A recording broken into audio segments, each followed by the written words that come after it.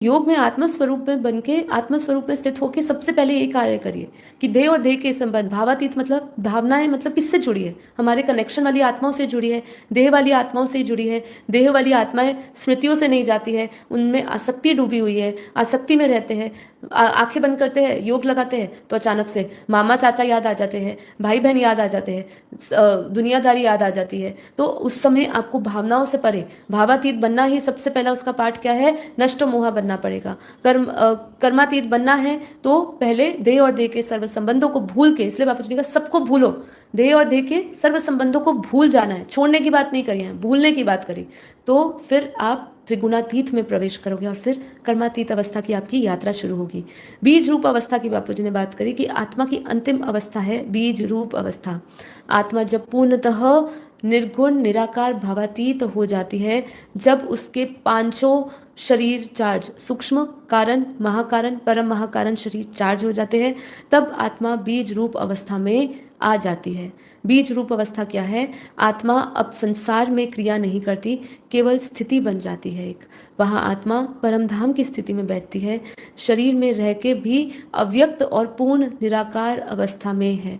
तो जब आप योग में बैठे तो आंखें बंद करके अपने, जब हम बीज रूप अवस्था, जब आत्मा में ध्यान केंद्रित करते हैं, जब हम उस पॉइंट ऑफ लाइट को का ध्यान करते हुए स्वयं को बार बार संकल्पों से भरते हैं कि तू ये शरीर नहीं, मन नहीं, बुद्धि नहीं, शुद्ध चेतना आत्मा है, परम परमात्मा, परम प्रकाशित है, परम शांति तेरा स्वरूप है, तू निर्गुण है, निराकार है, निरंजन है, निर्विकार है। जब हम इस चीज़ों को दोहराते हैं, धीरे धीरे हमारी ऊपर की सत्ता है, आत्मा के ऊपर जो चढ़ी हुई परतें हैं, जो हमारा अन्नमय कोश, मनोमय कोश, प्राणमय कोश, आनंदमय कोश है, ये भी परमात्मा के परम प्रकाश से भरता है। धीरे धीरे अन्नमय कोश भी कभी विसर्जन होता है, मनोमय का भी विसर्जन होता है, हम मन से अमन हो जाते हैं, बुद्धि से भी परे जाते हैं और वो सत्ता में प्रवेश करते हैं जहाँ परम धाम शुरू होता है, जहाँ बेहद की कला का परम धाम का परम प्रकाश है।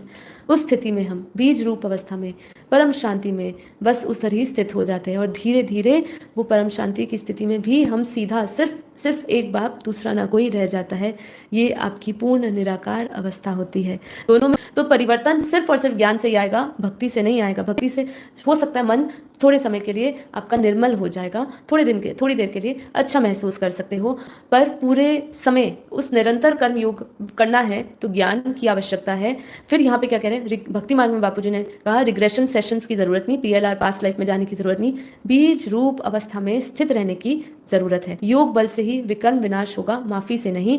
ज्ञानी आत्मा को सिर्फ माफी की जरूरत नहीं, उसे चाहिए आत्मशक्ति। जब कारण शरीर चार्ज होगा तो सारे जन्मों के बोझ